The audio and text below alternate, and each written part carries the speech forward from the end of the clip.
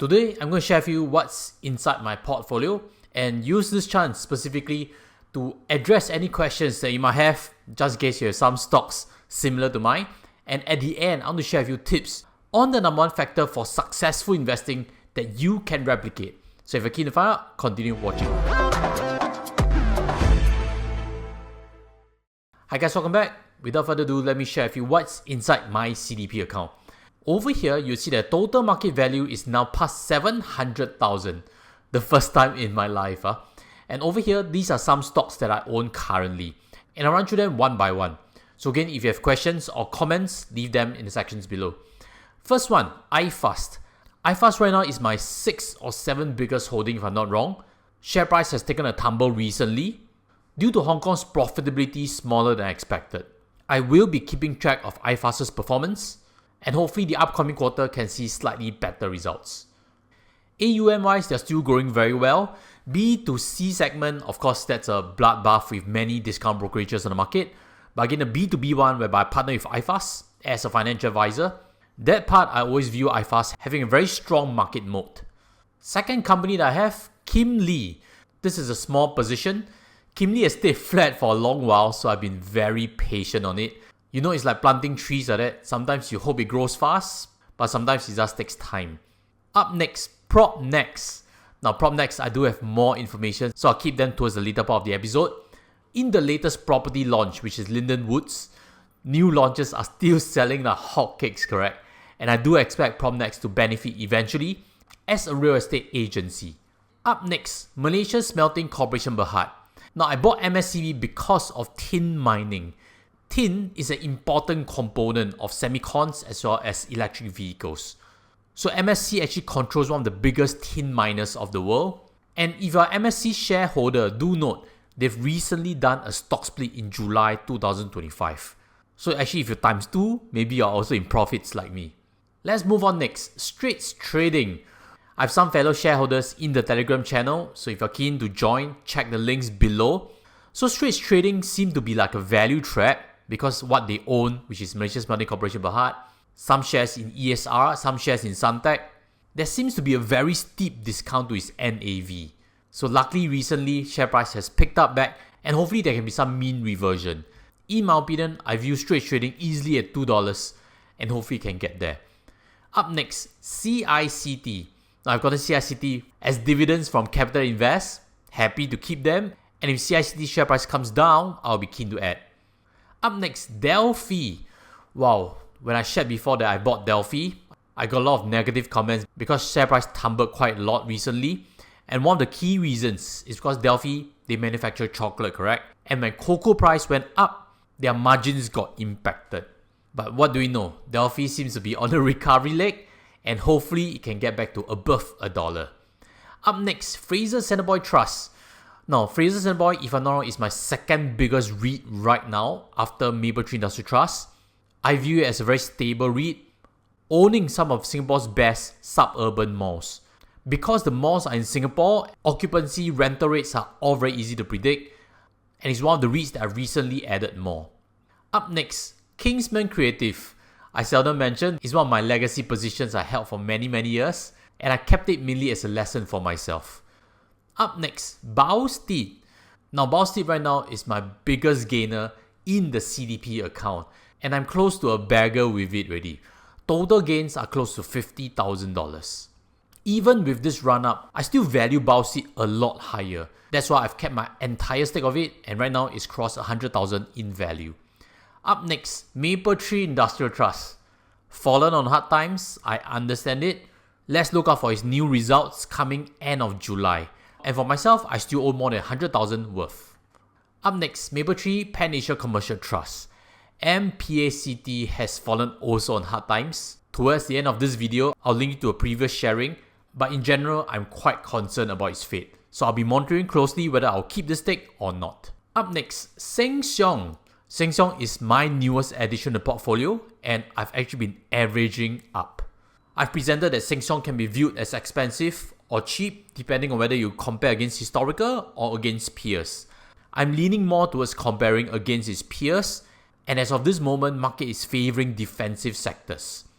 Actually, Sheng Siong is more than a defensive stock. It is growing its stalls, and if they continue to execute, I'm quite happy to build a bigger stake in it. Up next, CapitaLand Invest. I bought this during the tariff crash in April 2025, if I'm not wrong, around $2.40. So I managed to average down my price, and right now this is at a profitable ground. I'm potentially looking to invest more into CapitaLand Invest once I see its newest results. So if you're keen to find out, smash the subscribe. Stay tuned. If there's new information, I'll share them with you on this very channel. Thank you very much for your support. And up next is Escort Trust.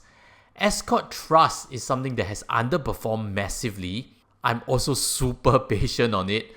It's one of my biggest mistakes in this dividend portfolio. Recent dividends have came down a little bit, but hopefully management can recycle assets a bit better, and there could be better times coming ahead for Escort. Last but not least, BYD. I've also bought BYD during the tariff market crash in April, and right now I'm still positive on this position because I bought it when it dipped down. At this price, you see, how come BYD is now $2? Just reinforcing, they did a stock split a few weeks back, and I've checked with SGX. They will be crediting to all of us, BYD shareholders, buying the SDR method. It will be credited on 1st of August. So these are my stocks on hand in my CDP account. As always, if you have questions, leave in the comment sections below. I'll try my best to pick them up. And with that, I'll move on to some other stocks I hold in my Tiger Brokers account. Let me start by sharing you the journey I had to experience, and this illustrates everything you need to know about stock investing. Back in August 2024, this account value dropped by 20%. If you see, at that moment, it was only $156,000, correct? One of the key reasons, I built a stake in Palantir, and Palantir actually dipped in share price back then. Then the share price started to rally.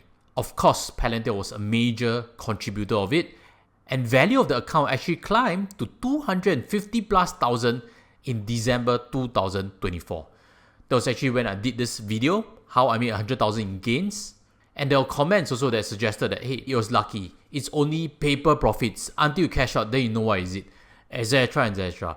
But I ignore all these comments, and what you can see is my position in Palantir continued to grow in value. It climbed all the way until it reached $366,000. This is at the start of the year, and things were looking pretty good. But what happened next? Market correction, right? This is in February and March, where there was no apparent bad news. It was just market selling down Palantir. But what happened subsequently was the tariff crash. Palantir share price actually dipped all the way down to $60 plus, and you see my account value from $366,000 dropped down to $288,000, wiping out close to $80,000. $80,000. Not fun, what? Of course there's regret. I should have locked in at $366,000. Nobody knows what the future holds, and a lot of times we get rewarded by staying patient. If I was broad-based diversified, of course the drop will be way more gradual. But because this is a stock portfolio, you realize that the swings are big. It's really not for everybody. And at the moment, I actually added a little bit more Palantir before selling off the extra stake when share prices recovered back to the $100. The rest of stake I kept on hand, and later I'll show you the exact journey. Portfolio started to grow because I stake in Tencent. I've also staked in Propnex in my Tiger Brokers account. And very recently, it cracked a new high, reaching $370,000. As of right now, it's at $403,000. Biggest contributor to the portfolio right now is Palantir and Propnex. Both of these positions are more than $200,000 worth already. Why the portfolio jump can be quickly illustrated by these two charts over here. You would see that once I sold the extra stake in Palantir, I kept everything else. Nothing was sold in the last 2-3 months, even though Palantir has reached a new all-time high. Again, in this chart, Palantir, there seems to be a lot of small S's, correct? Which means sell. But every time I sell a very, very small amount only. I've kept almost 80% of what I bought right at the very start. And that's why my portfolio has grown from 150,000 to more than 400,000 today. Another chart, Propnex. You would see over here, I've been building a stake in Propnex, using this account to further add on stake at the start of this year. In fact, very recently, I further built positions, and when share price ran up, I kept everything again. So all in all, you can see the last 6 months, portfolio has gained $132,000, clocking in 49+%. Compare that to Nasdaq at 5+%. In the last 1 year, portfolio has clocked 135% versus Nasdaq 11%. Now times are good, but when times were bad, I had to hold on and get ridiculed, such as, bro, just buy S&P 500 ETF. It's not easy to stay patient when everybody else seems to have a different opinion. And right now, I understand many people are laughing at my REIT holding. And while it's true that it's underperformed, maybe there's a near-term future where it suddenly recovers. We cannot discount that. All we need to do is just to stay optimistic and just be at peace. If everything else is zooming left, right, and center, you can't keep changing lanes also. This is what happens when you do stock investing, and that's why it's also not what everybody can take. For most private clients, I build diversified portfolios, aiming for good risk-adjusted returns to build towards retirement. It's not about trading big in stocks, because again, that's not what everybody can take. If you're looking for full retirement planning, look for links below. I help private clients not just do investment portfolios, but also plan out retirement and make decisions on very thorny financial subjects. They could include what to do with CPF, they could include what to do with loans, they can also include what to do with, for example, employee stock options accumulated from employment. I've gotten raving reviews from private clients before, and if you're keen, look for my links below for a one-to-one discussion. So if you've stayed with me right to the very end, let me share with you now the number one success factor that if you can replicate, you can get such performances. And that is, you need to hold through thick and thin. There will be haters who say, now go up already, then you share, or you were lucky, that's why. Anyone who bought Palantir or Propnex 1 year ago will have also made gains. Really? There are so many people who are short-term minded. They will cut losses immediately. Holding on is really hard if you think about it. And it's even harder when the position is big. That is where real wealth is built, correct? If you only have a position of $500, of course we can hold on. But when the position is $50,000, it may not be so. So holding on through thick and thin is the real secret to improving your own investment journey. I'd like to end off this whole discussion by showing you that I also had to eat some umber pie.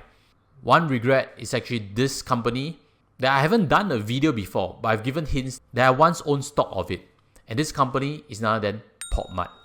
I studied it thoroughly and gradually built a stake. And when share prices rose 30%, I exited quite a bit and kept some towards a one-bagger.